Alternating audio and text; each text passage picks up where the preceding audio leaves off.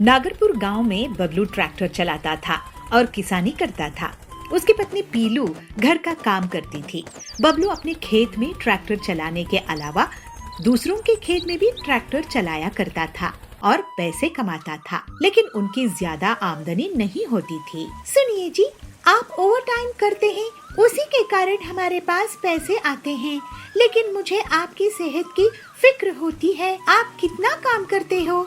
ज्यादा पैसा कमाने के लिए पीलू बहुत मेहनत करनी होती है। अपना काम बन जाता है और वैसे भी हमें पैसों की जरूरत तो पड़ने वाली है। अपने बच्चे होंगे तो उनकी स्कूल की फीस, हमारा नया घर का सपना, सब कुछ तो करना पड़ेगा ना। आप मुझे भी सिखा दो ना, मैं आधे टाइम ट्रैक्टर चला लूंगी। अरे तुम तकलीफ मत लो पीलू, मैं हूँ ना। बबलू की मेहनत से कालू बहुत जलता था। वो बहुत आलसी और लालची था। उसके पास ट्रैक्टर थे, लेकिन वो कामचोर होने के कारण उन्हें नहीं चलाता था। कालू हमेशा से धोखेबाजी करके पैसे कमाने को देखता था। ये बबलू डबल शिफ्ट में काम करता है। पूरे गांव में यही है जो इतना मेहनत करता है। मुझे किसी से इतना नुकसान नहीं होता जितना इससे होता है। मैं इसके ट्रैक्टर को आधा काट दूंगा। ऐसा सोचकर कालू उस रात को बबलू के सो जाने के बाद उसके घर में जाता है और उसके ट्रैक्टर को पेड़ काटने वाली आरी से काट देता है। कालू वहाँ से भाग जाता है। अगली सुबह बबलू पीलू के साथ घर के बाहर आता है तो अपने ट्रैक्टर की ऐसी हालत देखकर रोने लगता है। हे भगवान, ये क्या हो गया? हम गरीब लोगों के साथ ही ऐसा क्यों होता है? आखिर हमने किसी का क्या बिगाड़ा था? कौन है जो हमारे घर की नमक रोटी पर हमला कर दिया और कमाई का जरिया खत्म कर दिया? ये ट्रैक्टर मेरी पुरखों का था, जिसकी कमाई से मैं पला बढ़ा और मेरी आने वाली पुश्तें भी इसी को चलाकर काम करती, लेकिन सब बर्बाद हो गया। पीलू और बबलू बहुत दिनों तक इस सदमे से उभर नहीं पाते हैं। सुनिए जी, कब तक हम ऐसे ही दुखी रहेंगे? चलिए कुछ और काम शुरू करते हैं। तुम ठीक कह रही हो पीलू, मुझे हिम्मत दिखानी होगी। फिर कुछ दिनों के बाद बबलू मजदूरी का काम करने लगता है और घर के लिए पैसा कमाने लगता है। कालू ये देखकर बहुत खुश हो रहा था। घर पर पीलू से पैसे मांगने के लिए मकान मालिक आता था। उधार में किराना देने वाले आते थे। पीलू किसी तरह से सबको संभाल लेती थी। देखिए, हम आप सबको आपका उधार दे देंगे। आप हमारी ईमानदारी पर भरोसा रखिए। एक दिन बबलू का दोस्त हरिया शहर से वापस आता है और बबलू को अपने गराज में बुलाता है। मजदूरी का काम पूरा करने के बाद बबलू और पीलू हरिया के पास जाते हैं। बबलू, मैं शहर से नई तरीके सीख कर आया हूँ। मैं तुम्हारे लिए नया ट्रैक्टर बना सकता हूँ और ऐसे ट्रैक्टर की तुम्हें डबल फायदा देगा। तुम बहुत नेक दिल के हो हरिया। मैं तो वैसे भी डबल मेहनत करता था, अब डबल फायदा भी होगा तो अच्छी बात है। लेकिन तुम क्या करने वाले हो? मेरे पास 2 पुराने ट्रैक्टर पड़े हुए हैं। इनको मैं नई शहर की तरीके से जोड़कर तुम्हारे लिए डबल ट्रैक्टर बना दूंगा। वाह, इसका मतलब अब डबल ट्रैक्टर की मदद से मेहनत आधी हो जाएगी। हरिया भैया, आपका मतलब ये है कि एक ही बार में डबल मुनाफा। मैंने तुम्हें बहुत मेहनत करते हुए देखा है बबलू। अब तुम्हारे बुरे दिन खत्म, वो समय आ गया है। फिर हरिया बबलू के लिए कुछ ही दिनों में डबल ट्रैक्टर बनाकर दे देता है और बबलू डबल ट्रैक्टर को ले जाकर खेत में काम करने लगता है। ये देखकर कालू चकरा जाता है। बबलू के डबल ट्रैक्टर से कड़क सेठ का खेत और बबली सेठानी के खेत में काम करने लगता है। हरिया भाई, तुम्हारे कारण हम मुसीबत से बाहर आ गए हैं। हाँ हरिया भाई साहब, आप नहीं होते तो हमारा क्या होता? नहीं, ऐसा कुछ नहीं है। ये सब समय समय की बात है। अब आप लोग मेरा मुंह मीठा करा दो। हे भगवान, इस बबलू की ईमानदारी और लगन के कारण हरिया उसको डबल ट्रैक्टर बनाकर दे दिया और अब तो मेरा काम और भी चौपट हो जाएगा। मैं खुद ही जंगल छोड़कर चला जाता हूँ।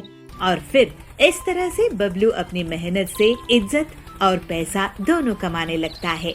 उसके घर की गरीबी हमेशा के लिए दूर हो जाती है। वो सभी लोगों का उधार चुका देता है। थोड़े दिनों के बाद उन्हें 2 बेटियां होती है, जिसका वो लोग बहुत अच्छे से ख्याल रखते हैं।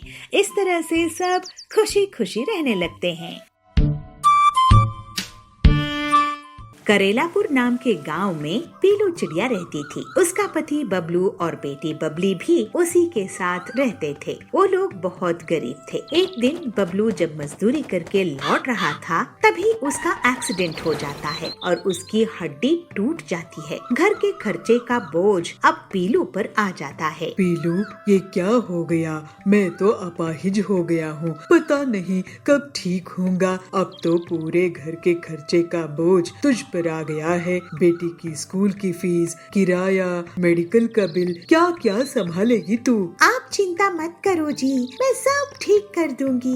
मैं मेहनत करूंगी, आपका अच्छे से अच्छा इलाज कराऊंगी। बेटी, तो अपने पापा का ख्याल रखना। मैं काम ढूंढने जा रही हूँ। फिर पीलू काम की तलाश में निकल पड़ती है। उसके हरी तोती की चाय की दुकान में काम मिलता है। कुछ दिनों तक उसका खर्चा चल जाता है, लेकिन एक दिन पीलू आंटी, अब मेरी शादी होने वाली है। मैं अपनी दुकान बंद करने वाली हूँ। अब मैं अपने पति के साथ विदेश जाने वाली हूँ। अब मैं तुम्हें यहाँ कैसे रख सकती हूँ, इसलिए तुम कोई और काम देख लेना। ऐसे हरी पीलू को समझाती है। पीलू ये सुनकर बहुत दुखी हो जाती है। वो रोने लगती है।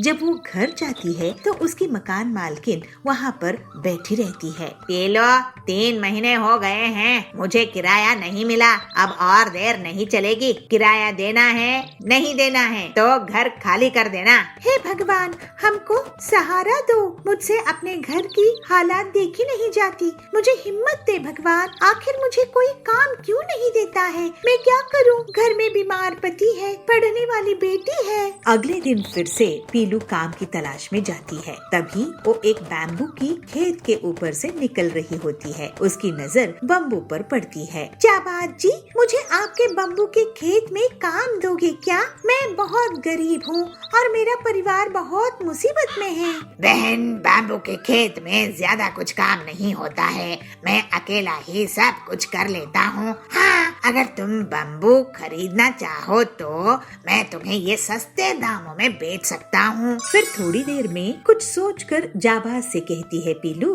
जाबाज भैया, आप ये मेरे कान के कुंडल गिरवी रख लो और मुझे बम्बू उधार में दे दो। अरे नहीं बहन, ये कैसी बात कर रही हो? मैं तुम्हारे घर की हालात जानता हूँ। वैसे क्या करोगी इन बम्बू का? मैं बम्बू चिकन बनाऊंगी और उसे बेचूंगी। बहुत अच्छा ख्याल है बहन। एक काम करो, तुम मुझसे बम्बू आधे दाम में ले जाओ। जब तुम्हारी कमाई होने लगे तो आधे दाम वापस चुका देना। और मेरा दोस्त कालू कौवा तुम्हें ऐसे ही उधार में चिकन दे देगा, लेकिन तुम 2 दिनों में पैसे वापस चाहिए होंगे। ठीक है, मैं आपके पैसे 2 दिनों में दे दूंगी। फिर पीलू जाबाज से बम्बू और कालू से चिकन लेकर घर आती है और फिर घर में बम्बू चिकन की तैयारी करती है और अगले दिन उसे ले जाकर बाजार में बेचने लगती है। बैम्बू चिकन ले लो, गर्मा गर्म बैम्बू चिकन, चटपटा स्वादिष्ट बैम्बू चिकन। तो वहाँ पे सुंदरी आती है। बहन, ये बम्बू चिकन कितने की है? मैंने तो कभी बम्बू चिकन के बारे में सुना ही नहीं था। सिर्फ 50 रुपए प्लेट है सुंदरी बहन। ये मेरे गांव की स्पेशल डिश है। इसको यहाँ पे कोई नहीं जानता है। एक बार खा के तो देखो। मुझे पहले एक चखने के लिए दो, अगर अच्छी लगी तभी पैसे दूंगी। सुंदरी एक बैम्बू चिकन खाती है। वाह बहन, बैम्बू चिकन तो कमाल की है। ये लो पैसे और मुझे 5 प्लेट पैक कर दो। मैं कल अपनी सहेलियों के साथ तुम्हारे पास आऊंगी। ये सुनकर पीलू बहुत खुश होती है। पीलू शाम में दुकान बंद करके सबसे पहले जाबाज और कालू को उनकी उधार की रकम वापस कर देती है और एक एक प्लेट उन्हें भी बैम्बू चिकन देती है। पीलू बहन, अब तो तुम्हारी गरीबी दूर हो ही गई समझो। अब तो मैं तुम्हें रेगुलर बैम्बू सप्लाई करूँगा। पेमेंट की तुम चिंता मत करना। ऐसे बाम्बू चिकन तो विदेशों में भी नहीं मिलता होगा। मेरी तरफ से तुम्हें चिकन मिलता रहेगा। इस तरह से जल्दी ही पीलू की दुकान चल निकलती है और उसके पास पैसे आने शुरू हो जाते हैं। पीलू दिन रात मेहनत करके बैम्बू चिकन बनाती रहती है। एक दिन वो अपने पति को डॉक्टर के पास लेकर जाती है। वाह पीलू बहन, अब तो बबलू भैया बहुत अच्छी कंडीशन में हैं। लगता है इन्हें खूब बम्बू चिकन खिला रही हो। अब कुछ ही दिनों में ये चलने फिरने भी लगेंगे। डॉक्टर साहब, पीलू ना होती तो मैं तो बहुत निराश हो जाता। पीलू की मेहनत के कारण ही मैं और मेरी बेटी अच्छे से हैं। इसने अकेले अपने दम पर इतना अच्छा काम शुरू कर ली और मेरा पूरा इलाज करवाया। ऐसी पत्नी पर तो मुझे बहुत गर्व है। आखिर पति पत्नी एक दूसरे के लिए ही तो होते हैं ना डॉक्टर साहब। पीलू मकान मालकिन का किराया भी पूरा दे देती है। फिर बहुत जल्द ठीक होने पर बबलू भी पीलू की मदद करने लगता है और वो होम डिलीवरी शुरू कर देते हैं। दोनों पति पत्नी अपनी बेटी का बहुत अच्छे से ख्याल रखते थे। जल्दी ही पीलू का बैम्बू चिकन आसपास के जंगल में भी फेमस हो जाता है। इतनी मेहनत के बाद पीलू और उसका परिवार बहुत खुशी खुशी रहने लगता है।